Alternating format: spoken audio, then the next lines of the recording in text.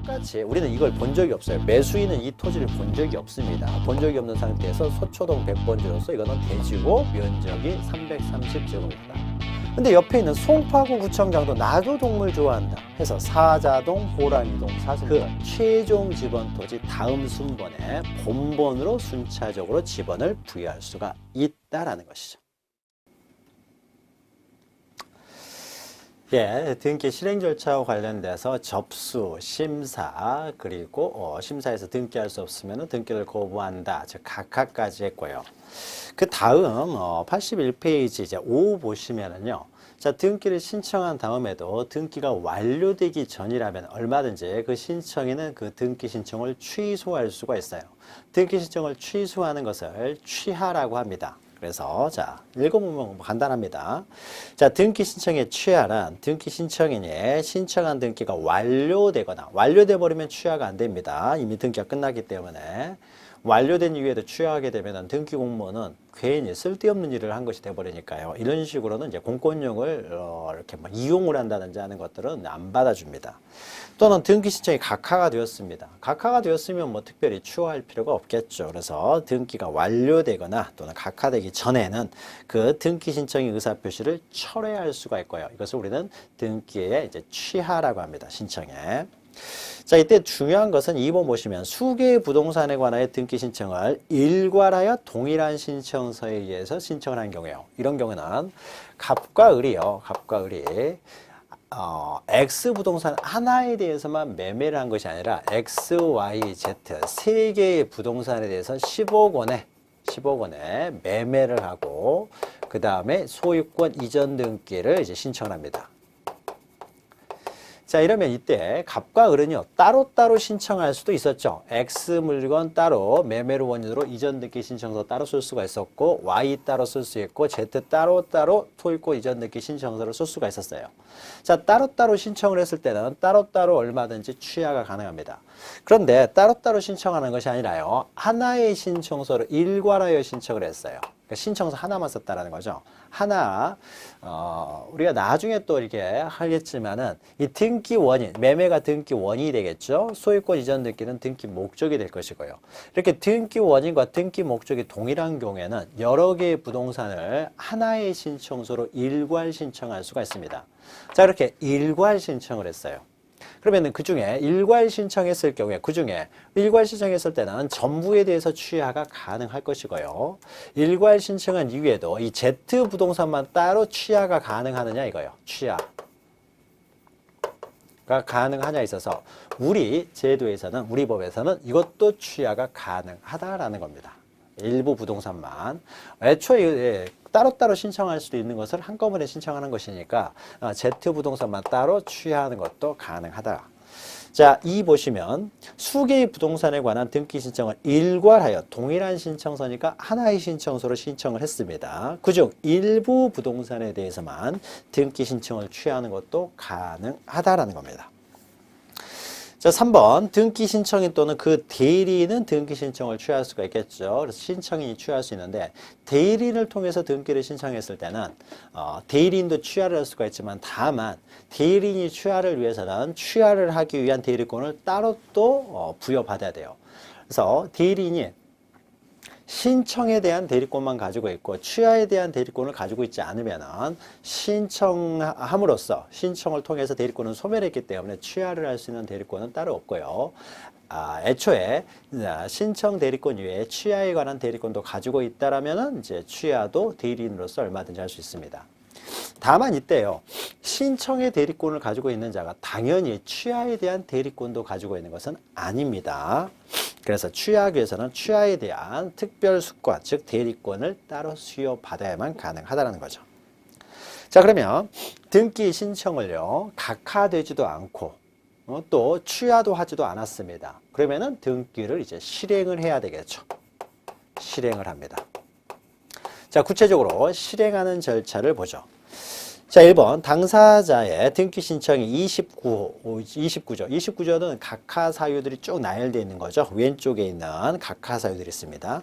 이 각하 사유에 해당하지 아니한 때 또 등기 신청을 따로 취하하지도 않았을 경우에는 등기를 실행합니다.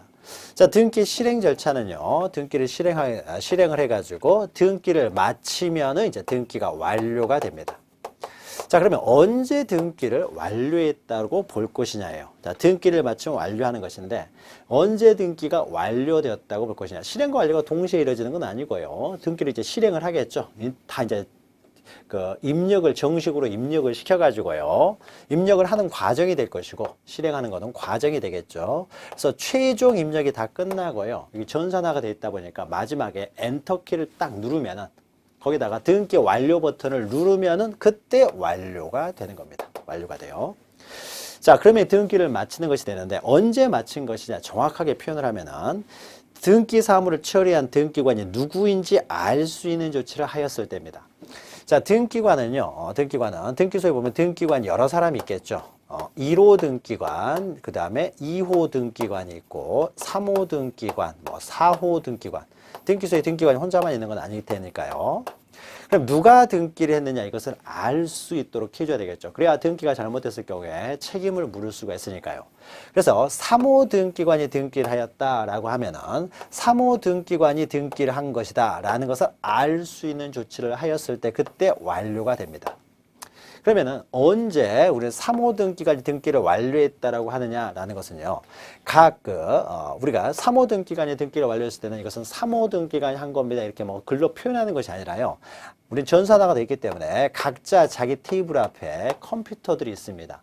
자, 그러면 컴퓨터에는요. 이 컴퓨터는 3호 등기관의 컴퓨터, 이것은 2호 등기관의 컴퓨터 이렇게요. 식별 번호들이 부여되어 있어요. 식별 번호. 컴퓨터 안에 내장되어 있습니다. 그래야 나중에 알 수 있으니까요. 그래서 내장되어 있어가지고 이 3호 등기관이 엔터키를 누르는 순간요. 바로 이것은 3호 등기관, 이 컴퓨터에서 하게 되면은 3호 등기관이 등기를 했다는 식별 번호가 그 등기부에 기록이 됩니다. 식별 번호가 식별 부호, 식별 번호라고 하고요. 이것이 기록되면은 그때 이제 등기가 완료됐다고 하는 거죠. 따라서 3호 등기관은요, 여기 와서 등기 완료하면 안 돼요. 자기 컴퓨터에서만 등기를 할 수 있지, 다른 사람 컴퓨터에서 등기하면 안 됩니다. 그 딱 정해져 있어요, 이런 것들은. 그렇죠. 그래서 식별 부호를 기록했을 때, 식별 부호, 식별 번호 동일한 말입니다. 이것을 부여했을 때 등기가 완료된 것으로 본다. 4번 보면요. 등기관이 등기를 마쳤어요. 그래서 등기가 완료가 됐습니다. 그러니까 식별 번호로 식별 부호를 이제 부여하면은 이제 등기가 완료가 될 것이고요. 자, 등기가 완료되면은 등기가 완료된 때 등기 효력이 발생하는 것이 아니라 접수한 때로 소급하여 효력이 발생한다는 거죠. 접수 시. 그래서 접수 날짜가 굉장히 중요합니다. 그 접수 날짜 순서에 따라서 우열이 정해진다는 거죠. 근데 접수 날짜가 동일인 경우도 있겠죠. 동일한 경우도 있어요. 그래서 만약에 A라는 사람도 저당권 설정을 하고요. 그 다음에 B라는 사람도 저당권 설정을 합니다. 그럼 둘 중에 한 사람이 1번 저당권이고 둘 중에 한 사람은 2번 저당권이 될 텐데요. 누가 먼저 저당권을 취득하느냐, 그것은 접수 날짜에 의해서 정해집니다. 누가 먼저 등기가 됐느냐에 의해서 정해지는 것이 아니라 접수가 무엇부터 됐느냐예요. 그런데 이때 접수를 할 때요. 같은 날 만약에 접수를 했다고 보죠. 같은 날 접수를 하게 되면 누가 우선이 되겠습니까? 이제 접수할 때는요. 시간까지 밝히지는 않습니다. 그러면 접수를 하게 되면요. 시간은 밝히지 않지만 접수 번호를 부여해요. 접수할 때마다 접수 번호를 부여해 줍니다. 그러면 그때는 같은 날 접수가 됐을 때는 접수 번호에 이제 의해서 정해집니다. 누가 접수 번호가 빨랐느냐에서 정해진다는 거죠. 그래서 날짜가 앞서는 사람이 우선이 되겠지만 날짜가 같은 날 접수가 됐을 때는 접수 번호가 빠른 사람이 우선이 된다는 거죠. 그래서 그 접수 번호도 중요한 의미를 갖는 것이죠. 그래서 우리가 앞에서 등기부 보게 되면은 등기부에 보시면은 거기에 접수 연월일이 있고요. 그 밑에 접수 번호가 있었어요. 그래서 접수 연월일과 번호가 모두 중요한 이런 의미를 갖는다라는 것이죠. 자, 그러면은 등기가 이제 완료가 됐습니다. 그러면 완료된 등기, 접수 순서에 따라서 등기의 순위가 정해진다는 거죠. 그럼 여기서 모든 게 끝나는 것은 아니고요. 끝나는 것은 아니고 완료가 됐으면 완료 후에 절차가 나옵니다. 완료의 절차. 그리고 이제 그 후 절차로서요. 이제 몇 가지 절차가 더 나오게 됩니다. 완료 후의 절차로서. 예컨대 이제 갑과 을이라는 사람이 X 물건 10억 원의 매매를 원인으로요. 소유권 이전 등기가 됐습니다. 이제 완료가 됐어요. 완료가 됐으면은 갑이 최초의 소유자였으면은 이제 갑 앞으로 소유권 보존 등기가 되어 있다가 을 앞으로 소유권 이전 등기가 이제 되겠죠. 이전 등기죠. 이전 등기가 매매를 원인으로 됐다라고 기록이 되겠죠. 자, 그러면은 여기서 이제 등기가 이제 다 완료가 됐습니다. 그러면요, 을이라는 사람은 어떻습니까? 이제 새로운 소유자가 된 거죠. 새로운 소유자가 됐기 때문에 이 사람에게 새로운 권리증을 부여해야 되겠죠. 자, 소유권 이전을 할 때요, 우리가 앞에서 그 신청 정보할 때 이런 게 있죠. 갑에게서 을에게로 소유권 이전을 하려면은 갑이 소유자이기 때문에 갑은 신청서를 쓸 때 갑이 가지고 있는 권리증이라 하는 거죠. 우리가 보통 권리증을 하는 거죠. 그 권리증에 붙어 있는 그 등기필, 그러니까 엄격히 말하면 등기별 정보입니다. 권리증이라고 하는 것이요. 그래서 그 숫자를 적어야 된다고 했죠. 등기필 정보. 이 자리는 등기 필증이라고 했던 거죠. 그래서 만약 우리가 기본에 알고 있는 등기 필증을 생각하면은 갑이 을에게 소유권 이전 등기를 하려면은 갑이 진정한 권리자라는 것을 보여주는 갑이 가지고 있는 등기 필증을 제공을 해야만이 을 앞으로 이전 등기가 되는 거죠. 신청할 때 등기 필증을 제공하는 거죠. 그러나 그 등기 필증이 지금은 등기필 정보로 바뀌었다는 거죠. 그래서 갑은 신청을 할 때 등기필 정보를 제공했어야 돼요.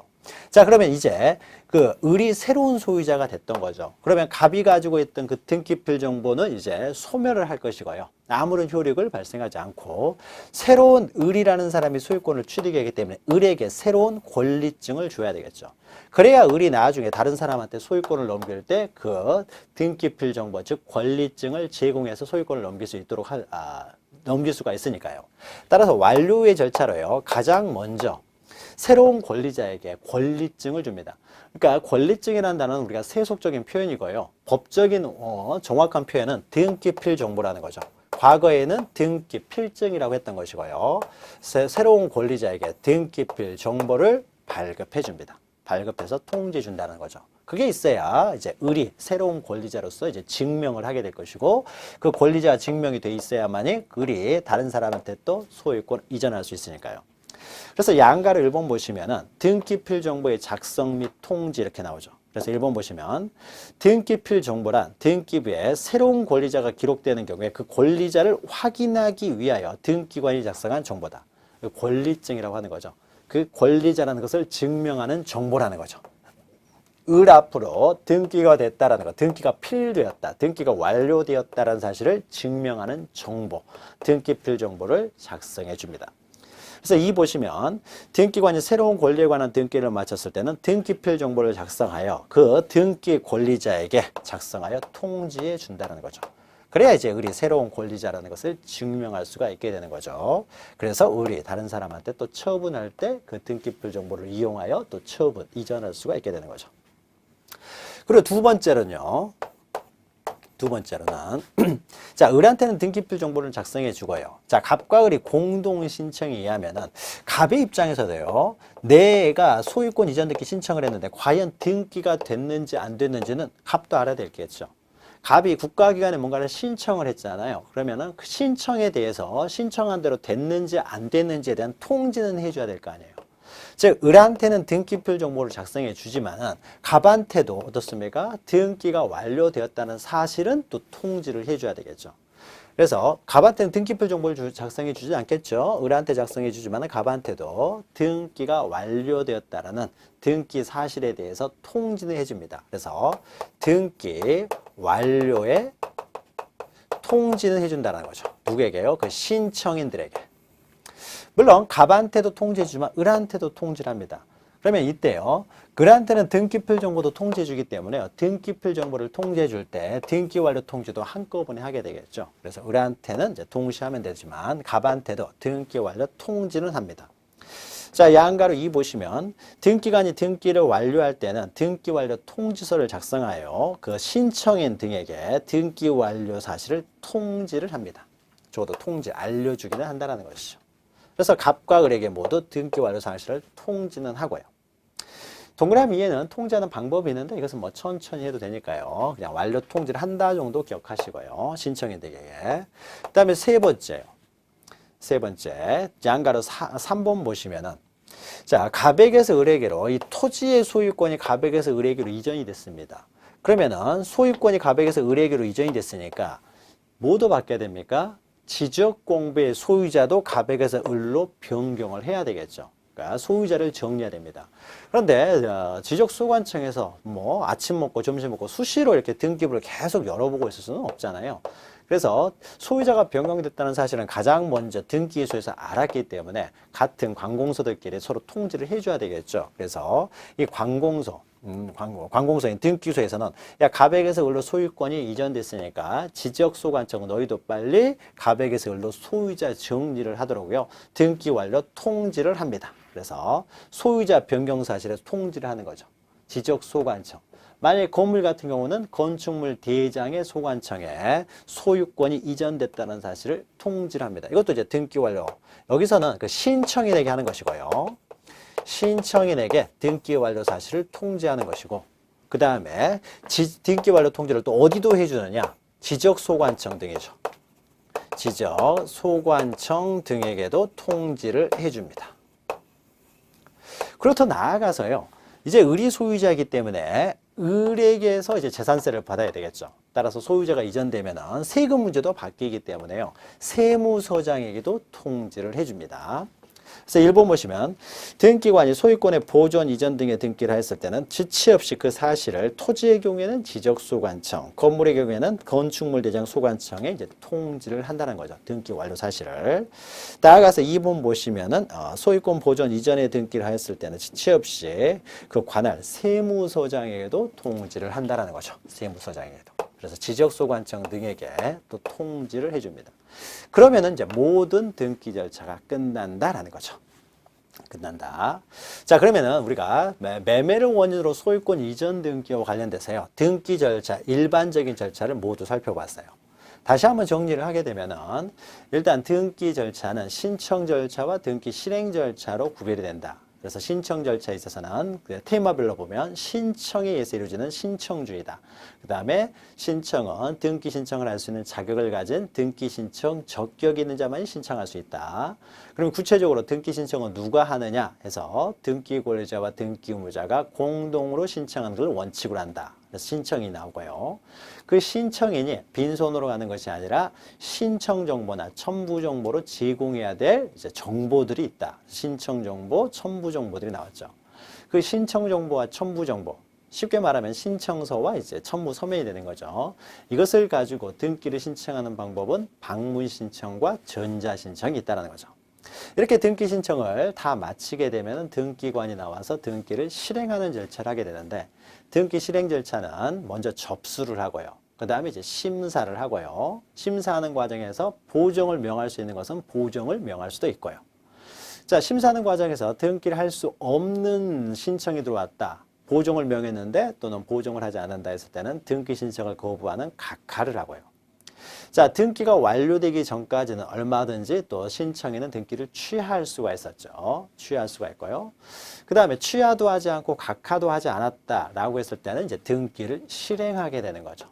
자, 등기를 실행을 통해서 등기가 완료가 되면은 거기서 끝나는 것이 아니라 완료 후의 절차로서 방금 했던 새로운 권리자에게 등기필 정보를 작성해서 제공해주고, 그 다음에 각 신청인들에게 등기가 완료됐다는 사실을 통지해주고, 신청인뿐만 아니라 또 소유자가 변경되기 때문에 지적소관청이나 또는 건축물 대장 소관청 또는 세무서장에게 또 소유자가 변경됐다는 사실을 또 통지해 준다는 거죠. 자, 이러면은 모든 등기 절차가 이제 끝나게 됩니다. 자, 그러면 제3장부터는 우리가 2장은 전체적인 등기 절차를 보면서 매매를 원인으로 소유권 이전 등기 절차를 중심으로 보았어요.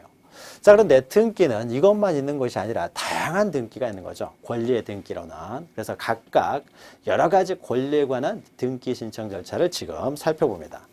자, 83페이지 보시면은요, 이제 각종 권리에 관한 등기 절차 해서요. 권리에는 크게 소유권이 있고 소유권 이외의 권리가 있는데, 다시 소유권에 대해서는 이제 소유권의 보존 등기가 있고요. 소유권 이제 이전 등기로 다시 또 나누게 되고요.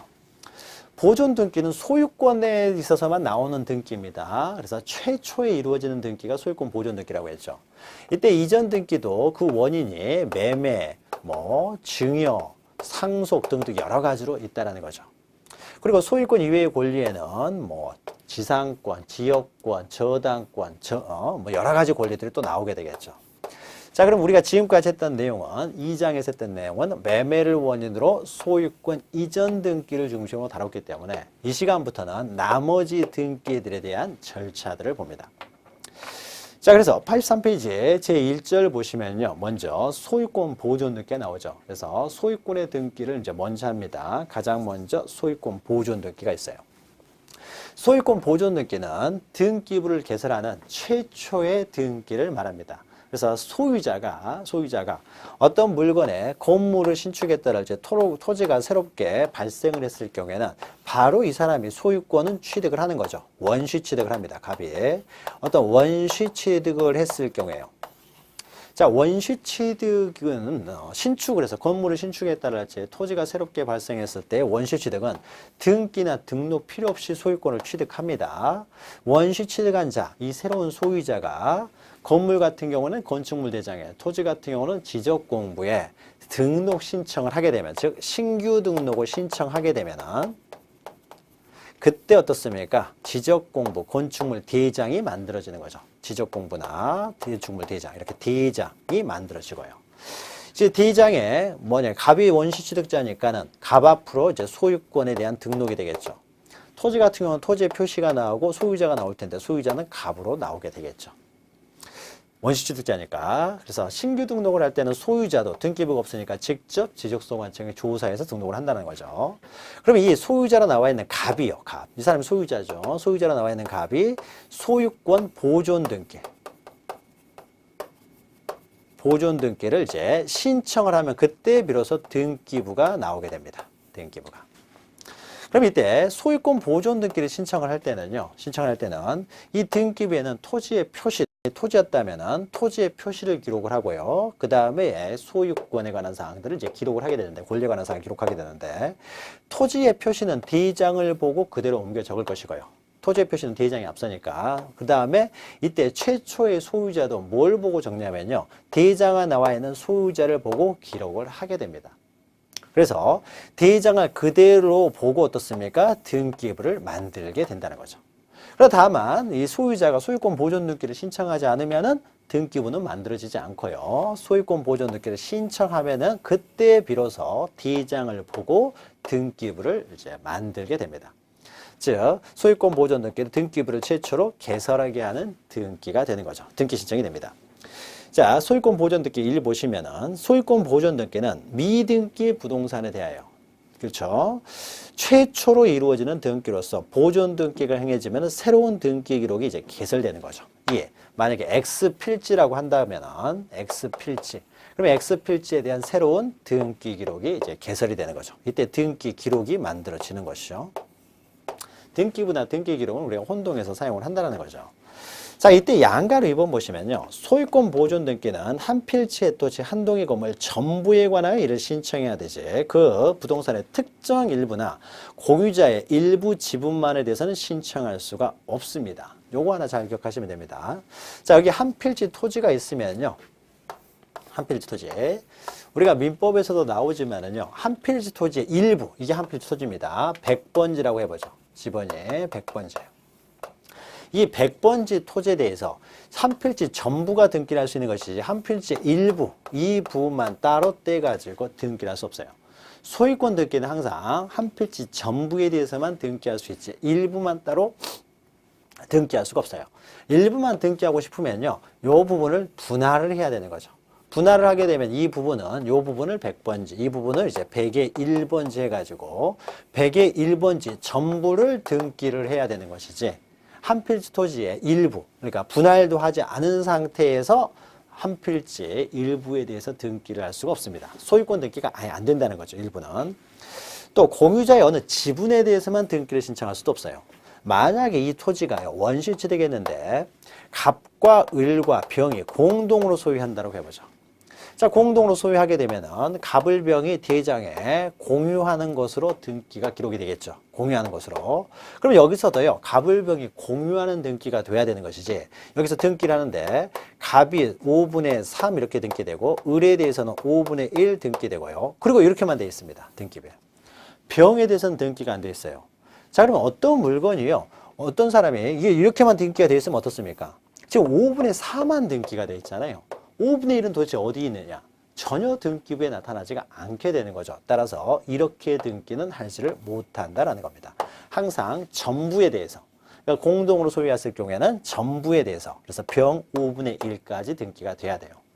그래서 한 필지 토지 일부라든지 아니면 지분만 등기하는 것은 안 된다. 일부 지분만. 항상 전부 필지, 한 필지 전부에 대해서 전원의 이름으로, 공유하는 경우에는 전원의 이름으로 등기가 돼야 됩니다. 이게 이제 기본 전제가 되는 것이고요. 자, 그러면 두 번째, 이 보시면은 소유권 보존 등기도 원칙적으로 신청에 의해서 이루어진다는 거죠. 자, 그러면은 여기서 중요한 것은 누가 신청을 할 수가 있느냐라는 겁니다. 누가 신청을 할 수 있느냐. 자, 일단 신청주의에 따랐으니까 신청에 의해서 이루어지고요. 그 다음에 신청을 하는 사람은 당연히 등기 신청 적격이 있는 자야 되겠죠. 이것은 모든 등기에 있어서 공통점이니까 따로 뭐 볼 필요가 없고요. 그래서 우리가 등기 절차 총론에서 다뤘던 것 중에 특히 세 번째, 네 번째, 이게 중요합니다.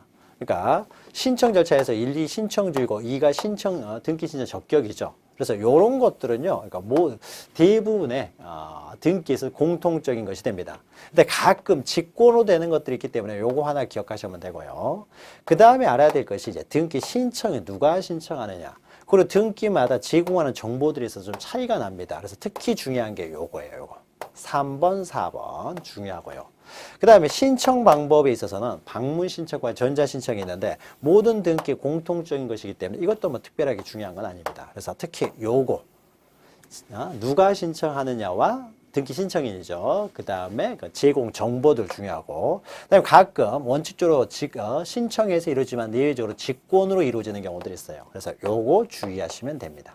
이런 것들을 이제 앞으로는 이제 주의해서 보시면 돼요.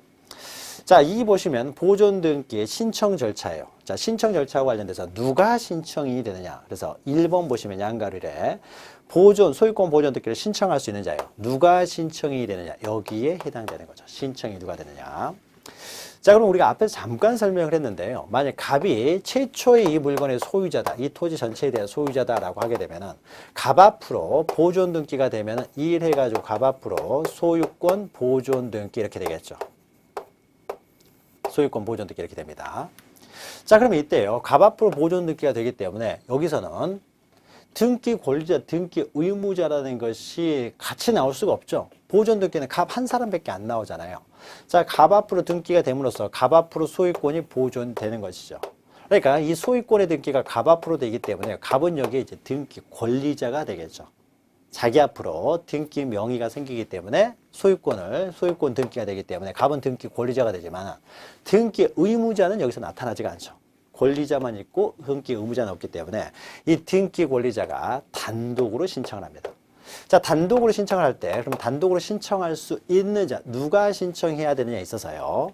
갑은 어떤 사람이 소유권 보존 등기를 신청할 수 있냐 해가지고 우리 법 양가로 일에 소유권 보존 등기를 신청할 수 있는 자 해서 65조예요. 네 사람이 정해져 있습니다. 소유권 보존 등기를 할 수 있는 사람은 딱 네 사람으로 정해져 있어요. 첫 번째 어떤 사람이 되겠습니까? 대장이에요. 먼저 이것은 지적공부에 등록이 된다는 거죠. 지적공부에 먼저 등록이 되고 그 다음에 등기부가 만들어지기 때문에 이 갑이 지적공부의 갑으로 소유자로 등록되어 있으면 지적공부의 소유자로 등록되는 자 갑이 보존 등기를 신청할 수 있습니다. 그래서 대장상 소유자가 되겠죠. 소유자가 보존 등기를 신청할 수 있게 됩니다. 자, 그래서 방가를 1번 보시면 토지대장, 임야대장 또는 건축물대장의 최초의 소유자로 등록되는 자예요. 최초의 소유자, 대장상 최초의 소유자죠. 이 사람이 최초의 소유자라는 의미가 되니까 대장상 최초의 소유자가 보존 등기를 신청할 수 있게 됩니다. 근데 최초의 소유자가 갑인데요. 만약 갑이 사망을 했습니다. 갑이 사망했으면 그 사람의 상속인이 소유자가 되겠죠. 그러면은 그 상속인이 만약에 을이라는 사람이 상속인이다라고 하면은 을이 이제 자기 이름으로 최초의 보존 등기를 합니다. 자, 이런 경우에도 갑이 먼저 소유권을 취득하다가 을 앞으로 상속을 받았기 때문에 먼저 갑 앞으로 보존 등기한 다음에 을 앞으로 이전 등기를 하느냐? 그렇지가 않습니다. 갑은 죽었잖아요. 죽은 사람 이름으로는 소유권 등기를 할 수 없어요. 등기를 할 수가 없죠. 그래서 살아있는 을 앞으로 그냥 바로 보존 등기를 하게 됩니다. 그래서 상속엔 그 밖에 포괄 승계인이요. 포괄 승계인은 그 사람의 지위를 그대로 승계하는 거죠. 최초의 소유자의 지위를 그대로 승계하기 때문에 갑은 사망이기 때문에 을이 직접 보존 등기를 신청할 수가 있게 됩니다.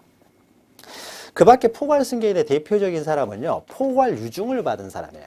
이제 유증에 대해서는 우리가 나중에 설명을 합니다. 가장 일반적인 사람이 상속인이 되겠지만은, 그리고 그 외에 포괄 유증을 받은 사람도 포괄 승계인으로서 이 사람이 소유권 보존 등기를 신청할 수가 있습니다. 자, 여기서는요, 우리가 인문 강의니까요, 소유권 보존 등기를 신청할 수 있는 네 사람만 보죠. 더 자세한 내용은 우리가 기본 강의 시간에 하나씩 보도록 하고, 일단 네 사람이 누군가, 이걸 먼저 아는 것이 중요하니까요. 그래서 대장상 최초의 소유자 또는 그의 포괄 승계, 이 사람들이 보존 등기 신청할 수 있고요. 두 번째는, 자, 대장에는요, 갑으로 기록되어 있습니다. 갑으로. 대장은 갑으로 기록되어 있는데 사실은 실제 소유자는 누구냐면요, A예요. A가 원시 취득자입니다. A가 원시 취득자인데 A 앞으로 최초의 소유자로 대장에 등록된 것이 아니라 소유자도 아닌 갑 앞으로 등록이 되어 있어요. 자, 그러면 일단 갑은 자기가 대장 등록을 떼가지고 자기 앞으로 소유권 보존 등기를 할 수가 있겠죠. 등기소에서는 형식적 심사만 합니다. 대장 보니까 갑으로 나오거든요. 그러면 갑 앞으로 보존 등기를 하는 거죠. 그런데 실제로 진짜 소유자는 A라는 거죠. A예요. 자, A면 어떻습니까? 그러면 A가 와가지고요, 아무런 소리도 없이 내가 원래는 원시 취득자입니다. 그러니까 내 앞으로 보존 등기를 해주세요 라고 하면은 등기관은 증명서류를 가져와야 될 거 아니에요. 소유자면 소유자라는 증명서죠. 갑은 대장이 있죠. 자기가 소유권이라는 증명서류가 있는데 A는 아무런 증명서류가 없잖아요. 그래서 A가 그냥 와가지고 내가 진정한 소유자다라고 해서 보존 등기를 신청하면은 안 해주겠죠. 따라서 A는 어떻습니까? 대장이 기록은 돼 있지 않지만은 자기가 소유자라는 것을 증명해서 보존 등기를 신청하게 됩니다. 자, 그러면 이때 A는요, 내가 진정한 소유자로 내가 보존 등기를 신청할 수가 있는데 갑 이름으로 돼가지고 내가 지금 보존 등기를 신청할 수가 없잖아요. 따라서 이때 A는 갑을 상대로 소송을 제기합니다. 소송을 제기해서 승소 판결을 받는다는 거죠. 승소 판결. 그래서 승소 판결을 받아서 그 판결이 확정되면은 A는 판결문이 있겠죠.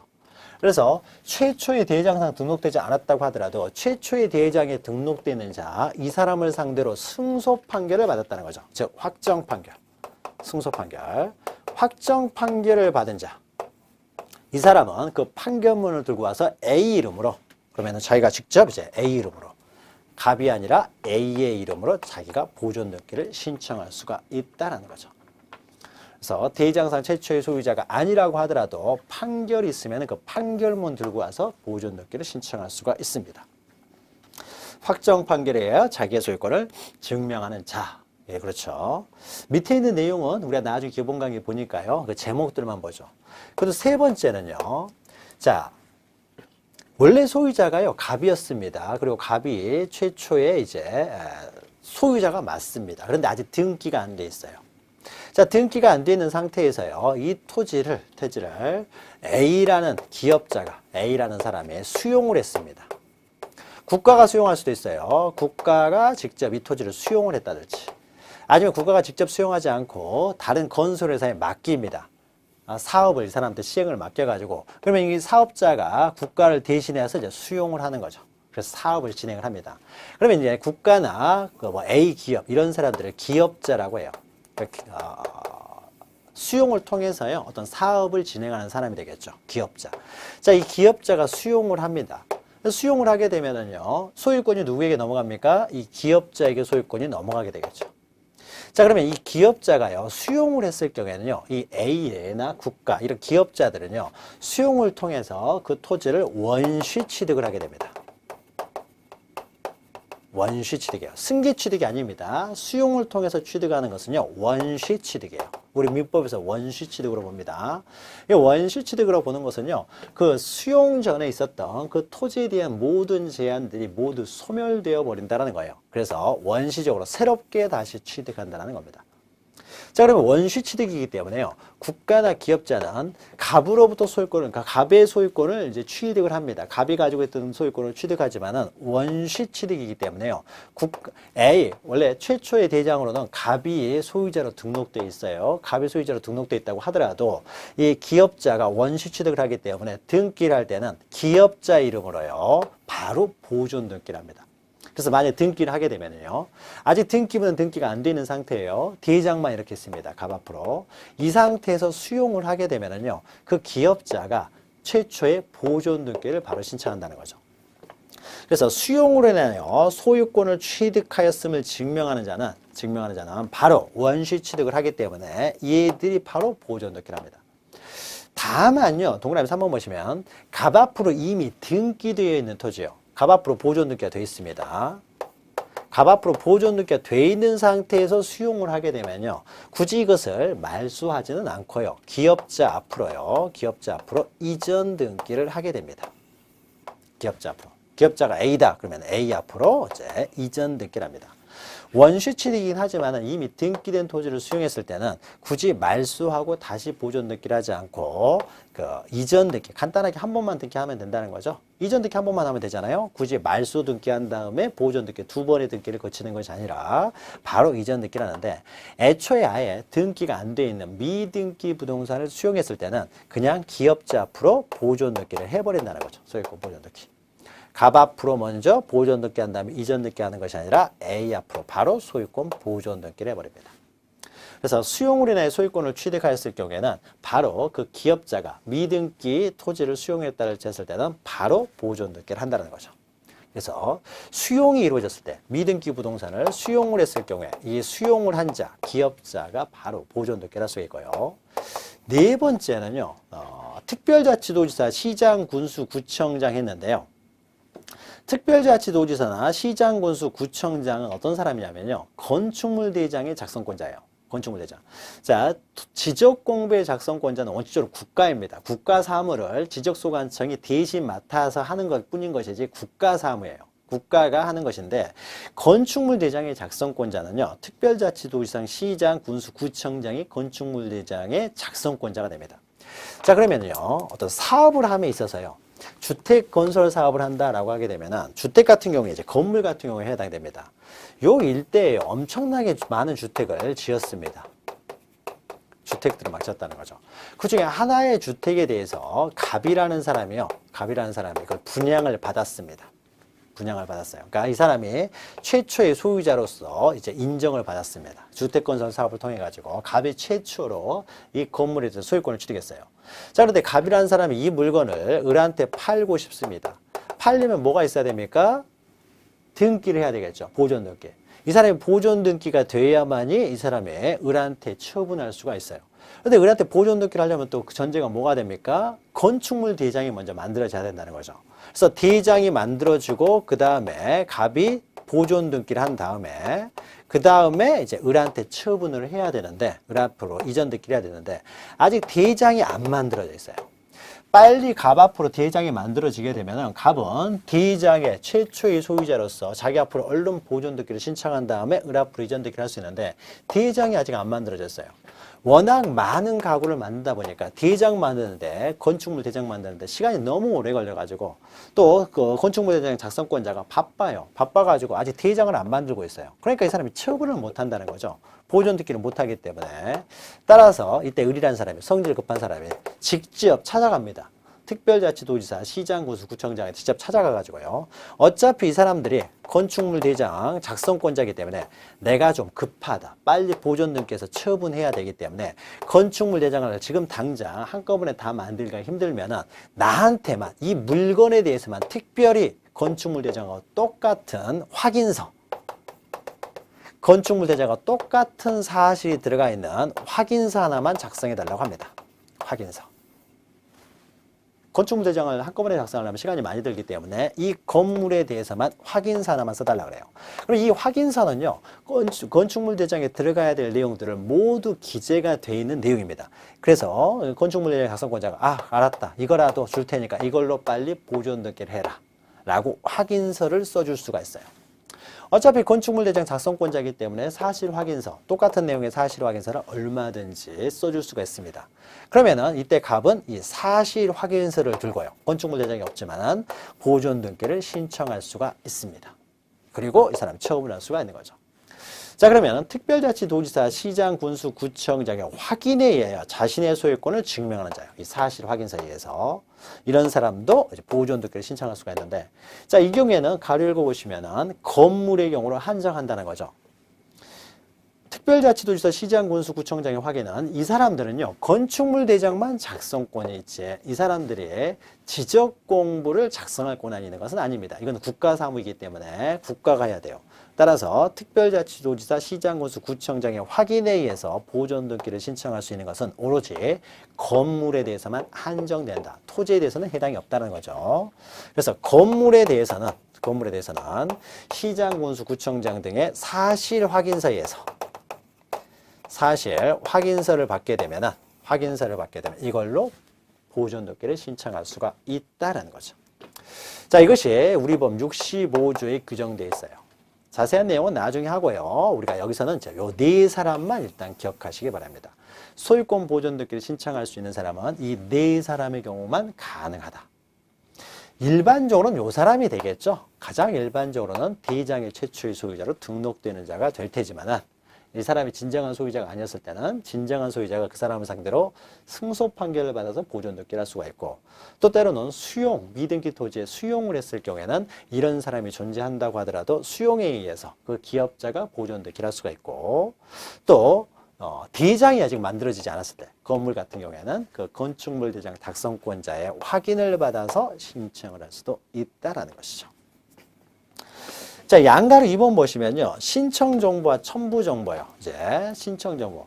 이제 신청서를 기재할 텐데요. 신청 정보의 특징은요, 동그라미 1의 두 번째 줄 보시면은 등기 원인과 그 연월일을 기록하지 않습니다. 보존 등기는. 자, 이전 등기를 했을 때는 그 매매를 원인으로 이전하느냐, 증여를 원인으로 이전하느냐에 있어서 그 등기 원인을 적고요. 그 등기 원인 일자도 적습니다. 그러나 보존 등기에 있어서는 등기 원인을 기록하지 않는다. 따라서 등기 원인 일자도 기록하지 않는다. 등기부에 기록하지 않기 때문에 우리가 신청서로 제공할 필요도 없다라는 겁니다.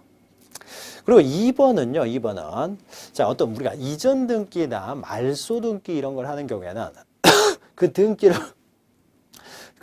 통해서요, 그 불이익을 받는 자, 즉 이해관계인이 있을 경우에는 그 이해관계인의 승낙서를 제공해야 된다고 했어요. 그러나 소유권 보존 등기는 갑 앞으로 최초의 보존 등기를 하기 때문에 등기부상 딱 누구만 있습니까? 갑 이름만 나온다는 거죠. 그래서 이 등기를 통해서 불이익을 받을 사람들이라는 것이 존재하지를 않아요. 그래서 등기상 이해관계인이 존재할 수가 없죠. 등기부에는 갑 혼자만 등장을 하기 때문에, 그래서 등기상 이해관계인의 뭐 승낙서를 제공해야 된다, 이런 것들이 존재할 수가 없다라는 거죠. 그리고 3번은요, 원래 보존 등기도 신청에 의해서 이루어지는 것이 원칙이지만 예외적으로 직권으로 이루어지는 경우가 있어요. 자, 직권으로 이루어지는 경우 두 가지가 있는데요.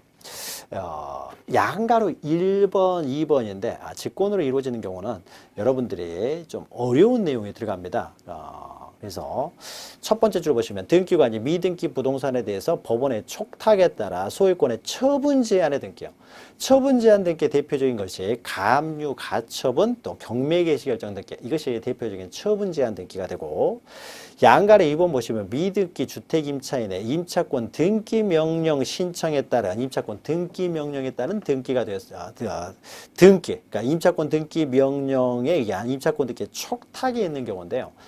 요 내용은요, 여러분 민법 시간에 좀 공부를 하셔야 되고, 양가로 2번에 있는 임차권 등기 명령은 주택임대차보호법을 여러분이 아셔야 또 이해가 될 수 있는 것이고, 그다음에 양가로 1번은 처분 제한 등기의 개념을 우리가 알아야만 해결할 수 있는 내용이기 때문에 이 처분 제한 등기는요, 우리가 나중에 맨 마지막 시간 합니다. 그리고 임차권 등기 명령은 민법에서 다루지만은요, 우리 등기법에서도 살짝 다루긴 할 겁니다. 그래서 이것은 또 너무 깊이 들어가는 내용이니까 직권으로 소유권 보존 등기를 하는 경우도 있다 정도만 기억하세요. 그러니까 딱 이런 겁니다. 그래서 맛만 약간 보여드리면은 갑이라고 하는 사람이 X 부동산을 가지고 있어요. 부동산을. 근데 갑이 을이라는 A라고 하죠. A라는 사람한테요. 한 10억 원을 빚이 있습니다. 10억 원.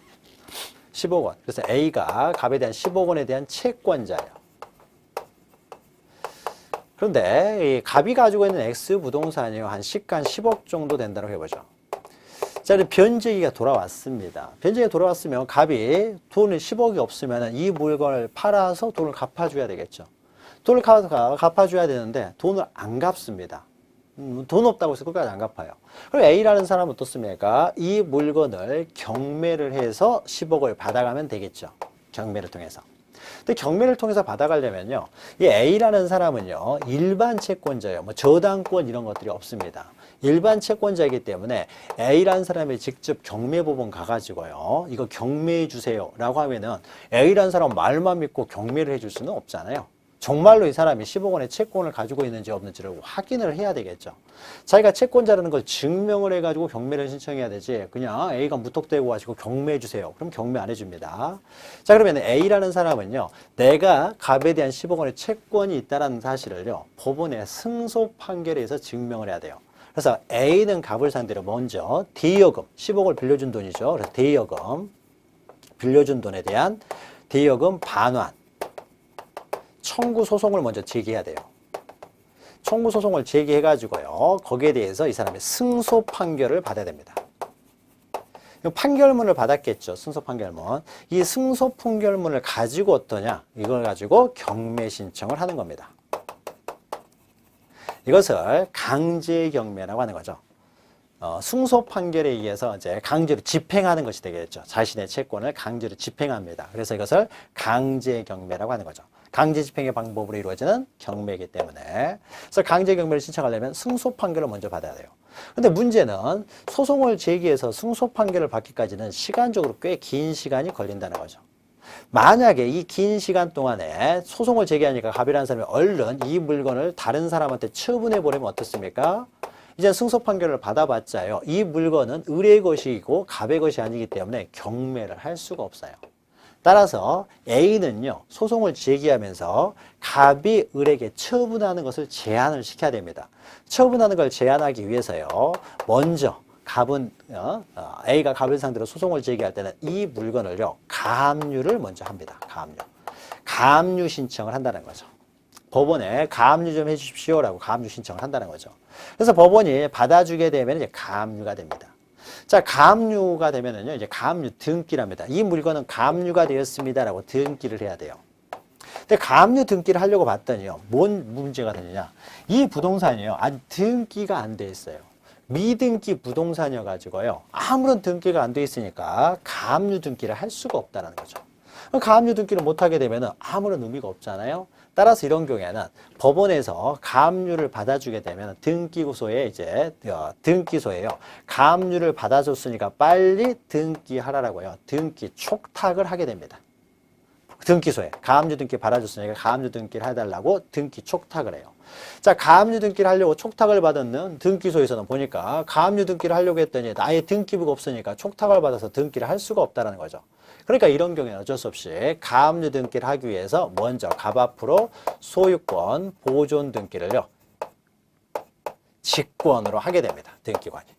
직권으로 소유권 보존 등기를 한 다음에 이해가지고 을 앞으로 어떻습니까? A죠. A 앞으로 가압류 등기를 하게 되는 거죠.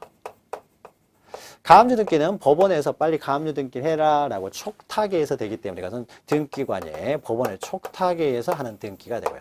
조금 좀 복잡한 거죠. 이 촉탁에 의한 등기는 나중에 하더라도요, 이렇게 미등기 부동산에 대해서 가압류 등기 촉탁이 온다든지 하게 되면은 등기가 안 돼 있으니까 이 가압류 등기를 하기 위해서 갑 앞으로 소유권 보존 등기를 직권으로 등기관이 하게 된다는 거죠. 자, 이런 경우를 이제 직권에 의한 등기라고 합니다. 좀 복잡한 내용이 있기 때문에요, 이 내용은 우리가 기본 강의 시간에 자세히 또 다루도록 하겠습니다. 자, 그러면은 소유권 보존 등기의 절차에 대해서 살펴보았습니다. 그러면 잠시 쉬었다가 이제 그 소유권 나머지 매매를 원인으로 한 소유권 이전 등기 이외에 이제 소유권 이전 등기 등에 대해서 또 살펴보도록 하겠습니다. 잠시 뵙겠습니다.